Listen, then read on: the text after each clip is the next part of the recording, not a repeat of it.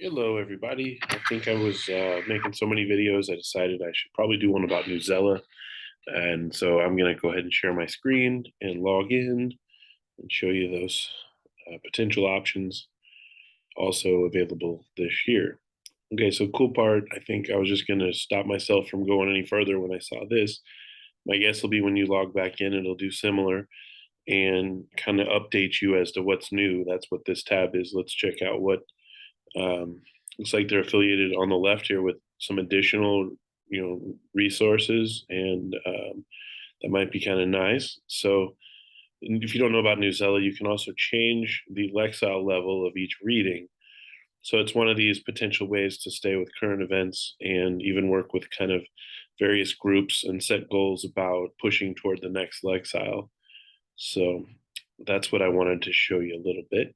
It's making sure I'm still part of Kansas City Public Schools. I am at central office. All right. So let's see. I think I'm going to talk to it and tell it I do 6 through 12. And let's see if all of these things are still the case. Yeah, I think so. Let's go with that. Okay. And then it's going to take me into just the home page. And I'm pretty familiar enough to know my way around. And so I wanted to encourage you to explore Newsela a little bit if you haven't done so in a while, or if you've never done so. And the neat thing about Newsela, I don't remember how many total articles they put out a day, but I think it's like 14. And so if you're looking to keep up with the world around us and to give students a lot of choice, it's also cool that you can search thematically and all kinds of things like that. So the first thing I'd point out is this is the home page. At the top on the left side, there's some tabs that allow you to go in and some different searches. But in the top right, you'll see Educator Center. So if I click on this and drop it down, what's really neat is there's three new things there that may not have been there before. One of is professional learning. So if I go in here,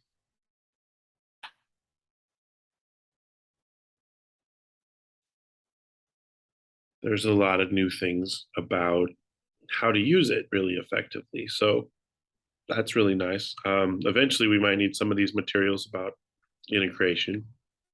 But yeah, scroll through here, take a look at if any of these things kind of call out to you, how to use data to plan, how to incorporate SEL into my instruction. I think it's really fantastic to see the panorama here of really what we all are trying to do when we're supporting our learners. So if you get in there and you go, again, I went to professional learning, there's also a community. So we can explore that just for a second here. Um, how neat. So there looks like there's other workshops and things that you can go to. I'm going to leave it be for now. But yeah, this looks neat and something that I don't think that they built out all the way in prior years, or at least we didn't have access to. Maybe it was there. So I'm going to get out of the educator center and I'm just going to come back to kind of my home screen. I think most of the products these days, if you click the icon of the product in the left, it generally brings you back where you're used to, like the home base. Okay, so then let's look in some of these tabs at the top and just explore what we can do with them. When you go to browse, you'll again see all the subject areas that I potentially selected there at the beginning. And so if I wanted to purely search in English language arts, I would select that one. And it'll change the background and the search a little bit. But again, then there's these collections and various text sets and SEL functions. They're sorted by genre at the end of this list too. A new thing that Newsela has that they didn't in the past sometimes is more elements of fiction and poetry. So if you're trying to draw connections between genres, then this is a good place that you can find them all if you need to. So there's even some preformed units, some little research projects. So do explore. There's a lot of really good things that you can help customize your world if you work in some of this into what we're already doing in other ways. So that was simply by going to browse and I picked a subject area. Okay, if we went to content, this is where, for the most part, there isn't going to be anything here until you start saving things. But I believe when you click these little arrows to the right down here by like a flag right there, it'll saved by you will then have those things inside of it. And when you come back to this folder, then you can kind of decide what to do with the things that you found when you were looking around. Assignments, potentially you have a binder. Most teachers probably extract things from Newsela and put them in another place for the students to get to them, like Google Classroom or something, but you can assign things directly from Newsela. If you want to experiment with that, then that's how you would do so. You go into the assignments tab, and then it'll kind of work you through, what you would think and who you're sending them out to. The binder, again, is like where everything for your student activity is listed. So because it is aligned with Missouri Learning Standards, again, it's a great chance for you to collect some data and to have some formatives that exist here in Newsela. Because remember, most of these readings, if you've never used Newsela, have a quiz that's auto-scored, and they generally have a writing component that you can decide to turn on or off for each reading. Another cool feature, if you just see on the front of this page, is this pro-con set. Newsela features pro-con as kind of a way to teach argumentative writing, and they have a lot of really good discussable topics. If you're looking for those, then just remember that they usually start with those words, pro-con. Okay, I'm going to show you what I think is kind of the neatest part, just to kind of go from the search here. So I'm going to click that on the far left side.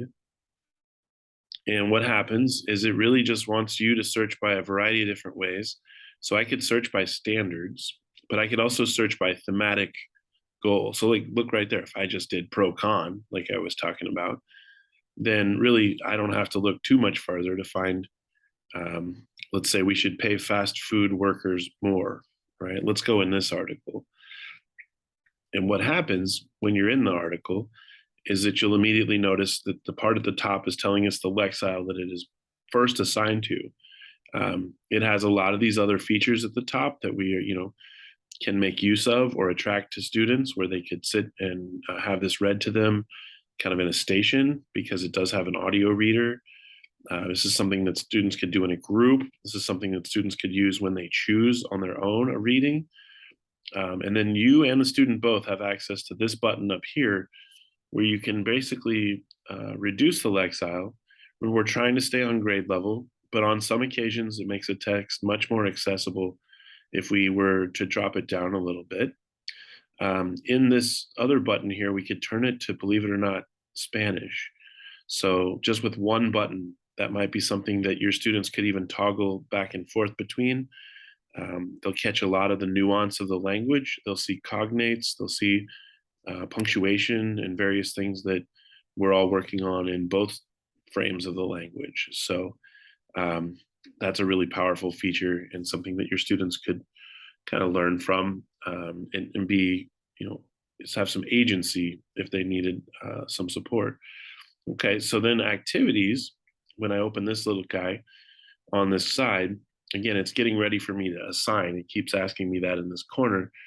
And that's pretty much what happens. Once you decide what you've turned on and off in this task, you just go into assign.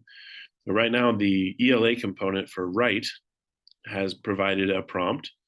And you can see that in this case, it's really going in on one of our standards, RI1D, central idea. I have some reason, just know those right off the top of my head. But that is, you're summarizing in that standard. It's like the last little part of the wording, but you're also locating and providing evidence to support the central idea. So that's an informational text standard, and it's right here as another, great relevant article that you could practice that with. Okay, the also cool deal is the quiz button. So generally there's 4 questions. Look at that, it's totally author aligned. And then it looks like this is also RI2B, which is a standard that's aligned as well. Author's point of view. And so point of view is definitely part of this. Let's look, what's the next question? Will it let me go on? Let's see. Yeah, next. And RI2B again. RI2B again. So essentially what we would want to be sure that we knew is that really this 4-question quiz is really measuring one standard. So if I were like, oh, wow, that's not what I was trying to do. I was trying to more measure this central idea standard, What you can do is come up here and go to search. And instead of the search that I did before, I'm going to search by standards. I think these are in the form where you put in Mo. Should have tried this beforehand. What did I say? RI1D.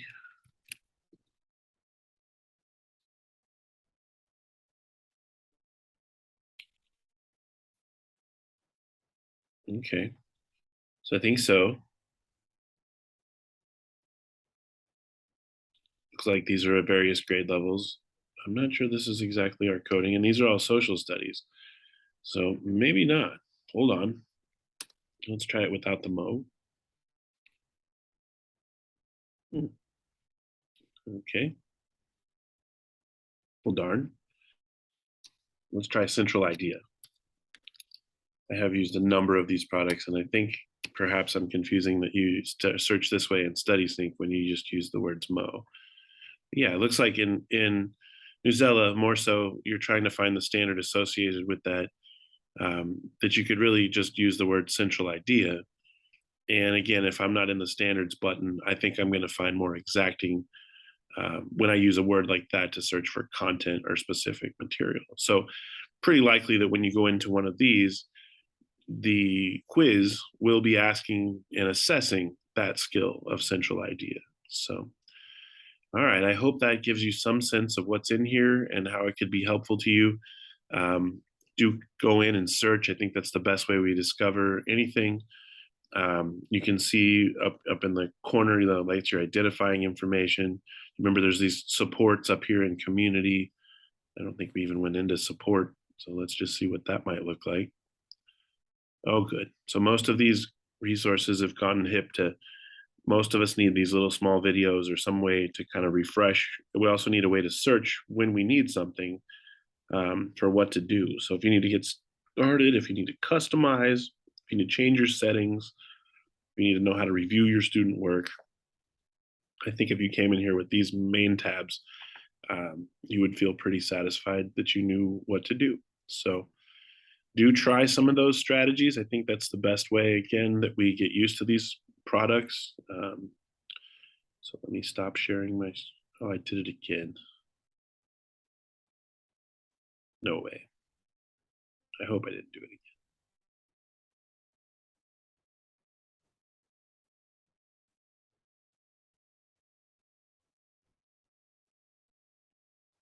Crazy. I'm gonna have to erase this.